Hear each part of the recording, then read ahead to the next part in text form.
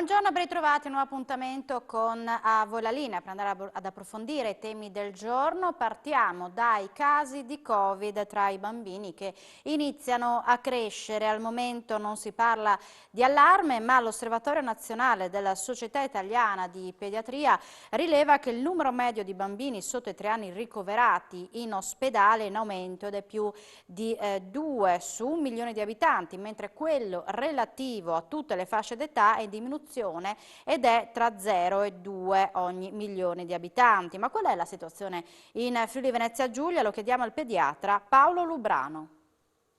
Crescono i contagi fra i bambini, anche fra i bambini da 0 a 3 anni, ma al momento la situazione non desta grosse preoccupazioni, perlomeno non è allarmante. Con noi il segretario regionale della Federazione Italiana Medici Pediatri, il dottor Paolo Lubrano. Facciamo un attimo il quadro della situazione, anche perché lei è a stretto contatto, ogni giorno riceve le telefonate, anche dei genitori che sono preoccupati un po' della situazione, dell'evolversi della situazione. Bene, insomma, i dati dicono che in effetti c'è un aumento, soprattutto con le nuove varianti, dei contagi anche tra i bimbi. Questo però in nessuna parte al mondo si è tradotto in un aumento di gravità della malattia, che continua per fortuna nei bambini ad essere relativamente poco pericolosa. Ovviamente non significa rischio zero, però i rischi rispetto soprattutto alle fasce di età maggiori sono sicuramente bassi. Ecco, e per quanto riguarda i ricoveri dei bambini, adesso ci sono dei dati dall'osservatorio, ogni milione di abitanti capita che ce ne siano 2 ricoverati, 2, poco più di 2. È chiaro che tra i bambini più piccoli c'è sempre un po' di prudenza, per cui è più facile dover ricoverare un neonato piuttosto che un bambino grandicello, con cui è più facile capire quanto sta male.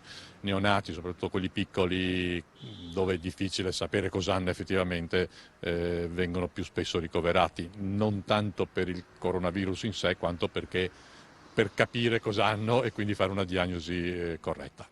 Ecco, questo per quanto riguarda i bambini fra 0 e 3 anni, ma la preoccupazione è anche per i bambini che adesso sono a scuola, hanno la fortuna di poter frequentare la scuola, però ci sono le preoccupazioni che fra le classi ci siano contagi, quindi vengano messi in quarantena. Allora, i contagi a livello scolastico sono sempre stati estremamente limitati e questa è una cosa che dobbiamo dire. La maggior parte dei bambini che si sono contagiati finora, quindi in tutto quest'ultimo anno, si sono contagiati in famiglia e non a scuola.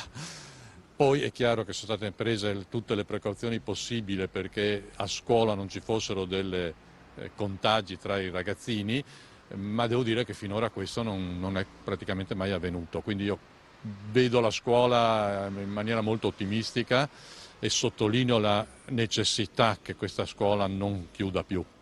I danni fatti dalle chiusure delle scuole e dalla mancanza di possibilità di contatto tra i giovani, tra i bambini, tra i ragazzini, tra i giovani, sta determinando e ha determinato dei danni molto più gravi. Senta, per quanto riguarda i vaccini, anche per i bambini? Ma parlando dai 12 anni in su ormai sono inavviati e quindi qui non mi soffermo. Per quanto riguarda quelli più piccoli direi che al di là dei lanci di agenzia aspettiamo di valutare le decisioni delle agenzie regolatorie e nel momento in cui queste ci saranno sarà da valutare la situazione epidemica del momento, la situazione epidemica tra i bambini e la necessità o meno di estendere la vaccinazione in maniera ampia anche ai bambini. Chiaramente i bambini fragili, quelli deboli, quelli con patologie pregresse, quando ci sarà il vaccino sarà giusto vaccinarli. Per gli altri io credo che oggi sia difficile fare una previsione. Senta, un'ultima cosa per quanto riguarda le preoccupazioni a casa. Quando ci sono i bambini che stanno male è difficile riuscire a capire se effettivamente si tratta di Covid o meno. Che cosa devono osservare i genitori? Ma è chiaro che la sintomatologia è assolutamente uguale a quella di qualunque altra patologia dei bambini. I sintomi, il raffreddore, la tosse, la febbre, la diarrea, sono sintomi talmente frequenti che per fortuna per la maggior parte dei casi si risolvono in patologie banali tipiche dell'età infantile, questo soprattutto per quanto riguarda i bambini più piccolini. È chiaro che il genitore deve eventualmente valutare l'insorgenza di una difficoltà respiratoria nel bimbo, quindi il bambino che ha difficoltà a respirare va comunque fatto vedere, poi magari ha l'asma e non ha il coronavirus, però insomma direi che è il sintomo più importante su cui fare osservazione. Quindi lei come pediatra dice ben venga il fatto che i bambini riescano a socializzare, che restino a scuola e che i genitori siano tranquilli? Io direi di sì, la maggior parte degli adulti, cioè dei soggetti che comunque ha più rischi con la malattia, oggi è vaccinata. Quindi cerchiamo di vaccinarci tutti e fare in modo che i ragazzi e i bambini non subiscano più quanto hanno subito, perché lo ribadisco, i danni da mancata socializzazione, gli effetti di questa cosa qui la vedremo probabilmente fra qualche anno. Già ora tutti quelli che si occupano di problematiche psicologiche denunciano un aumento delle situazioni di stress, di situazioni di rapporto col cibo alterato, depressione, in un notevole aumento rispetto a prima. Quindi stiamo attenti e pensiamo al futuro dei nostri ragazzi.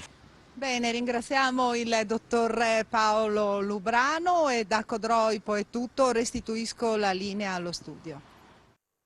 Grazie Isabella. È stato inaugurato oggi l'anno accademico 2021-2022 per la scuola Mosaicisti del Friuli, che ha sede a Spilimbergo e che proprio 100 anni fa vide i primi allievi sui banchi. Il prossimo gennaio, quella che è una delle eccellenze del nostro territorio, festeggerà il secolo di vita. Gli studenti iscritti su una sessantina arrivano da ogni parte del mondo. Al via un nuovo anno, quello importantissimo del centenario per la scuola Mosaicisti del Friuli. Siamo in compagnia di Stefano Lovison, che è il presidente. Insomma, un anno importante e si parte. Sì, oggi apriamo il 100° anno formativo della scuola Mosaicisti, è un grandissimo traguardo e ci porterà piano piano nel giro di 4 mesi anche al compleanno della scuola, che sarà appunto il 22 gennaio 2022, dove la scuola Mosaicisti del Friuli taglierà questo fantastico traguardo appunto di 100 anni dalla formazione. Oggi sono venuti questa mattina presto i nostri allievi, quelli che inizieranno appunto l'anno formativo 2021-2022, sono una sessantina da 15 nazioni diverse. Quindi ancora di più Spilimbergo, la scuola mosaicista, diventa un centro internazionale per quello che riguarda il mosaico, dove tutti gli artigiani, gli architetti, i designer, gli artisti guardano proprio con grandissimo interesse. Riavvolgiamo il nastro a 100 anni fa. Com'è cambiata la scuola Mosaicisti in un secolo? La scuola Mosaicisti ha fatto veramente dei passi da gigante. Vediamo le foto storiche, vediamo questi ragazzi con le biciclette, ma io dico sempre guardate i loro sguardi, sguardi molto intensi, persone molto giovani. I primi anni potevano venire ragazzi di 11, 12, 13 anni. Certi li vedi con queste calzature, con le ciabatte, pochi con qualche scarponcino, tanti anche con questi zoccoli che andavano nelle stalle. E la scuola è cambiata tantissimo, però vedere la determinazione che avevano quei ragazzi allora e vedere la determinazione che hanno i nostri allievi è quasi un passaggio di testimone importante fra questa generazione e quella di 100 anni fa. Per festeggiare questi 100 anni un'opera particolare, speciale. Sì, quest'anno vedete alle mie spalle l'opera che abbiamo pensato per i 100 anni, è un'opera ideata dal maestro mosaicista Giulio Canduccio, è stata realizzata dagli allievi del terzo. È un'opera, come vedete, bifacciale, di forma rotonda, sono 4 metri di diametro per circa 25 metri quadri di mosaico. Abbiamo inaugurato la prima facciata, la facciata nord, in occasione dell'inaugurazione della mostra Mosaico Mosaici 2021, la facciata sud la inaugureremo proprio in occasione proprio del compleanno della scuola, il 22 gennaio 2022. Una scuola dalla grande storia ma soprattutto con un grande futuro, perché l'offerta formativa altissima che viene garantita in questa scuola permette di formare i futuri artisti del mosaico che non lavoreranno soltanto nella nostra regione ma in tutto il mondo. È un'arte che si tramanda, è un'arte che ha necessità di essere ancora riscoperta e conosciuta perché è veramente meravigliosa, e noi come regione siamo orgogliosi di essere qui oggi per l'apertura dei lavori di questo 100° anno. È un appuntamento importantissimo per la città e per tutta la regione Friuli Venezia Giulia, con la nostra eccellenza, la scuola mosaicisti del Friuli. La scuola, lo dico sempre, è un po' una sintesi di diversi ambiti, quello dell'istruzione, le attività produttive, la promozione turistica del territorio, lo sviluppo culturale. È obiettivamente un nostro gioiello del quale andiamo orgogliosi. Anche gli insegnanti naturalmente pronti per questo anno accademico importante, quello del centenario, soprattutto pronti a insegnare, a formare questi nuovi ragazzi. Esatto, quest'anno un anno ricco di progetti, visto che cade il centenario della scuola di mosaico, e pieni di entusiasmo nel cominciare questo nuovo anno. Nonostante il lockdown siete stati impegnati costantemente in aula anche negli anni passati, ecco, che anni sono stati? Allora, diciamo che nonostante tutto sono stati 2 anni difficili e siamo comunque riusciti ad avere la classe in presenza e a portare avanti i nostri progetti. Anche per voi studenti si prepara un altro anno importante per scoprire i segreti del mosaico. Insomma, lei che anno frequenta e che cosa si aspetta da quest'anno? Buongiorno a tutti, io frequento il 2° anno quest'anno, si affronteranno le tecniche del bizantino, comunque l'arte bizantina, l'arte medievale, si affinerà il rovescio su carta, lo studio dei volti, quindi sarà veramente un anno molto ricco e molto molto molto importante, forse il più importante dei 3 anni, penso. Ecco, da dove viene? Dalla Svizzera, da Lugano. Perché ha scelto questa scuola?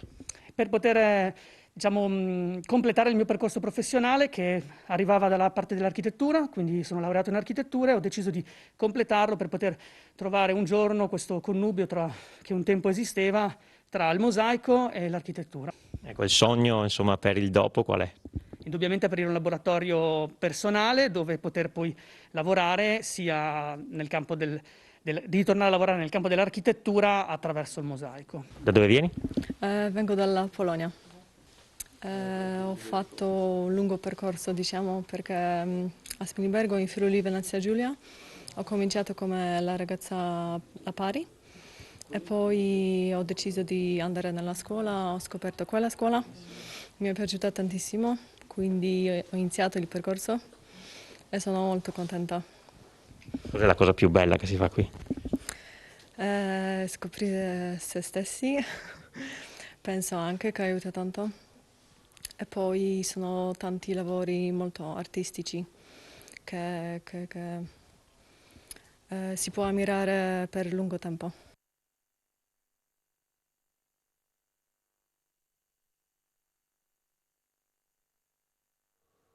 Una piccola pausa per la pubblicità, poi ritorneremo ad Avola Linea in diretta tra poco.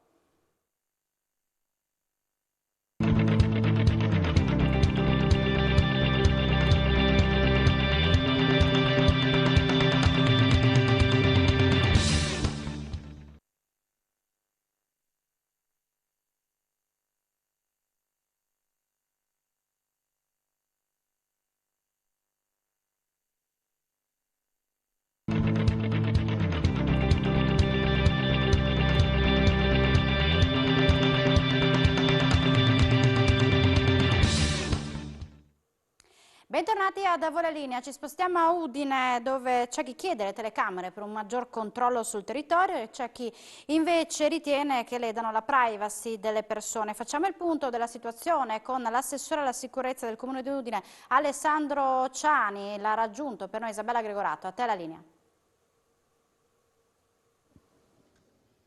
Grazie Alexis, sono appunto con l'assessore alla sicurezza Alessandro Ciani.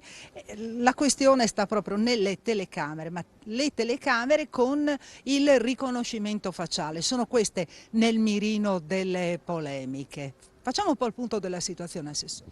Il Comune di Udine in previsione già da tempo e ci auguriamo di poterlo realizzare il prima possibile, burocrazia permettendo, un ampliamento del sistema di videosorveglianza. Alcuni comuni nel recente passato hanno implementato i loro sistemi di videosorveglianza con questo sistema che in questo momento non è consentito per un orientamento del garante della privacy, un orientamento che noi penso in modo del tutto legittimo non condividiamo, ma questa è attualmente la situazione. Quindi noi abbiamo fatto una scelta, ritengo, di buon senso, cioè con il nostro sistema sarà possibile in futuro eventualmente adottare anche il riconoscimento facciale, quindi il nostro sistema sarà predisposto per il riconoscimento facciale che ci auguriamo di poter attivare non appena ci sarà un cambio di linea, un cambio di rotta da parte del garante della privacy. Ecco, comunque queste telecamere possono riprendere senza il riconoscimento facciale, quindi quella è un'opzione, una cosa in più. Esattamente, sono comunque delle telecamere di nuovissima generazione con una tecnologia molto, molto elevata, però ecco il punto di partenza, la base io penso sia questa: chi si comporta correttamente, chi rispetta le regole non dovrebbe avere nessun problema ad essere videosorvegliato. Noi in questo momento abbiamo pochi metri da noi un sistema di videosorveglianza, chiunque passeggi per Piazza Libertà tutti i giorni è videosorvegliato, ma io non ho mai sentito di polemiche di persone che hanno problemi ad accedere al centro storico perché ci sono dei sistemi di videosorveglianza. Anzi, io penso che chi si comporta correttamente auspichi un maggiore controllo proprio a tutela di se stesso. Le polemiche di questi giorni veramente io penso che abbiano veramente poco senso. Senta, per quanto riguarda il servizio di controllo in via Leopardi, c'è chi dice sarebbe meglio se funzionasse anche nelle ore serali, perché si sentirebbe maggiormente protetto. Insomma, con il buio c'è più paura. Questa è una proposta che noi assolutamente intendiamo accogliere con favore, la riteniamo di buon senso. Intanto mi permetto di dire che siamo particolarmente soddisfatti di queste prime settimane di attività. Anche pochi giorni fa c'è stato un intervento da parte di 3 agenti della polizia locale proprio perché un cittadino è entrato all'interno del presidio, ha segnalato una situazione di pericolo e c'è stato l'intervento nell'immediatezza, quindi significa che quel presidio funziona.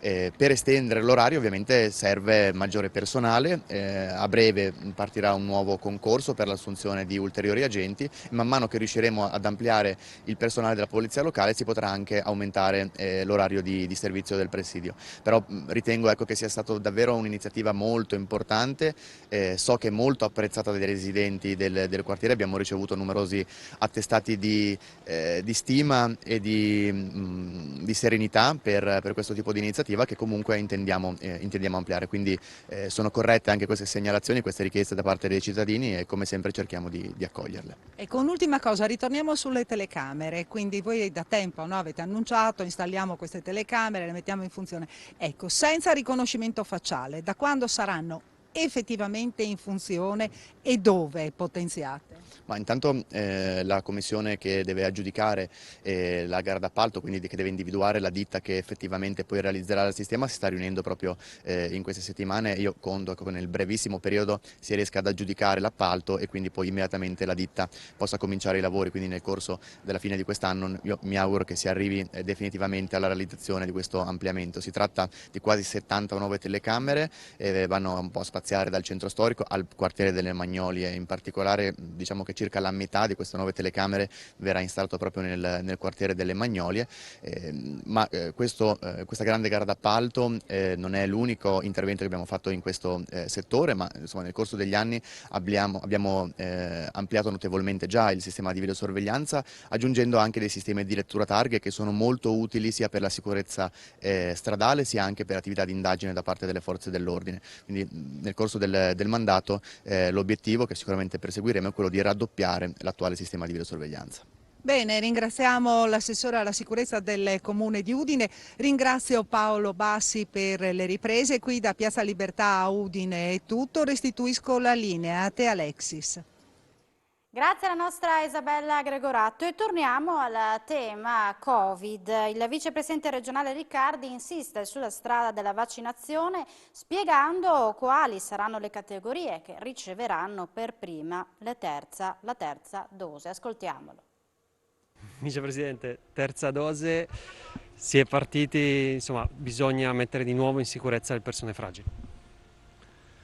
Noi stiamo lavorando sulle fragilità come indicata dalla prima disposizione statale, quindi trapiantati, trapiantandi, il mondo, quel mondo che ovviamente è molto esposto davanti al rischio dell'infezione. E poi procederemo rispetto a quello che ci viene detto, ci è stato detto nelle ultime ore, quindi il tema sicuramente delle persone anziane e anche i sanitari, perché è evidente che anche i sanitari sono esposti avendo fatto la vaccinazione all'inizio di quest'anno. Quindi adesso proseguiremo gradualmente nell'avviare tutte queste cose e auspichiamo anche che l'adesione alla prima dose avvenga anche da coloro che ancora presentano delle incertezze. Organizzazione e disponibilità dei vaccini non sono più un problema?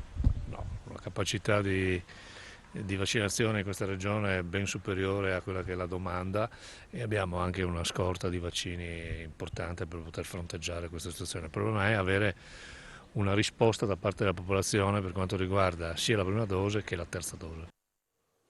Rientra ogni anno da Como, in Friuli, nel piccolo paesino di Stretti, il più antico della Val Raccolana, per trascorrere le vacanze nella terra d'origine dei suoi avi. Andrea Degli Uomini, guardia giurata in Lombardia, ha ristrutturato la casa dove visse il padre e conta di stabilirsi definitivamente una volta in pensione. E lui a raccontarci la storia di questo borgo disabitato, isolato e silenzioso. Stretti è un borgo molto antico, dicono le prime cose, le prime indicazioni potrebbero anche essere intorno al 700. C'erano stalle o altre cose, più che altro dei ricoveri di pastori o altre cose. Poi c'è stato il grosso che nell'800 il paese si è sviluppato, ha cominciato a essere abitato, esserci famiglie, e comunque dopo avere tutti i prati per il bestiame, piuttosto che piantavano qualche cosa come fagioli o quant'altro. E poi dopo c'erano anche qualche pianta da frutto, ciliegi, o come sono delle piante che chiamiamo le clozis, che sono tipo come delle nespole selvatiche, delle piccole mele che si conservavano per tutto l'inverno. Poi vabbè, durante la prima guerra mondiale è stato evacuato e vi era solo la presenza di militari e i civili potevano solo venire durante il giorno a fare fieno o a badare alle proprie case, ai propri beni. Durante la seconda guerra mondiale, diciamo qua la situazione era anche abbastanza tranquilla. Lo spopolamento di Stretti inizia intorno agli anni 50, quando la gente comincia ad emigrare. Diciamo che c'è stato un ritorno delle persone intorno agli anni 70, quando mio padre cominciò a venire qui a ristrutturare questa casa che ormai era abbandonata. Mio zio era morto nel 65, quindi era ormai da 5 anni che era abbandonata, 5-6 anni, e cominciò piano piano a lavorare, a ristrutturare. Poi piano piano ho cominciato a venire altre persone a ristrutturare, a fare. Adesso diciamo che se si può fare un conto, ci sono circa 20 persone che arrivano, non tutte in una volta, magari c'è chi viene tutti i weekend, c'è chi viene come me che viene d'estate perché il lavoro non mi può permettere diversamente, o comunque. Lei abita in Lombardia, però rientra da tanti anni qui in estate in questa casa? Io rientro, ormai ho 55 anni e tutti gli anni sono venuto, a parte un anno che non sono potuto venire una ventina d'anni fa, però comunque sono sempre venuto, vengo con mia moglie, vengo con mio figlio, quindi io finché potrò verrò, finché ho le forze di venire, spero un giorno anche veramente di tornare a vivere qua. Uno come me o altre persone cercano un luogo tranquillo in cui vivere, qua si può ancora lasciare la porta aperta volendo. Dove abito io ti entrano di notte mentre dormi. Quindi sicuramente spero che tanta gente ha voglia di riscoprire anche questi posti, se non la Val Raccolana saranno altre valli, la Valdogna, la Varresia. La Varresia è bellissima, però comunque abbiano voglia di riscoprire questi posti perché volendo ci si può vivere, è un problema più che altro organizzativo. Certo, se uno deve andare a fare la spesa, si deve spostare, avere la macchina 30-40 km, non trovi mai tutto, quindi, però secondo me quello è il problema minore, perché quando uno è contento di vivere in un posto fa tutto quello che crede meglio, che i suoi sacrifici. Penso che comunque quando uno è felice di stare in un posto, tutto il resto è relativo. Non lo so, forse per un giovane deve andare a cinema, deve andare in discoteca, è un altro paio di maniche, però magari ci sono qua tanti giovani che comunque, o alcuni che io personalmente non ne sento la mancanza, mio figlio nemmeno, quindi secondo me bisogna più guardare la qualità della vita che il resto, perché sinceramente città come Milano, città come Como, sono veramente delle città pesanti soprattutto da vivere.